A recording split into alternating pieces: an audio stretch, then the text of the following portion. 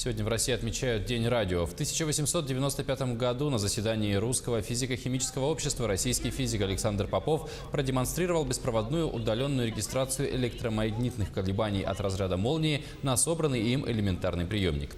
С 1945 года праздник отмечают ежегодно. В Якутске в сквере имени Николая Кондакова прошел праздничный митинг.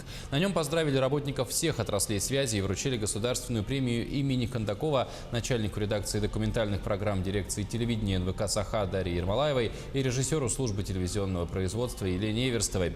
Награды они удостоились за создание цикла передач «Хранители времени». Премию вручил руководитель администрации главы правительства Якутии Федор Борисов. Когда мы пришли в первый раз на телевидение, мы смотрели на них как небожителей.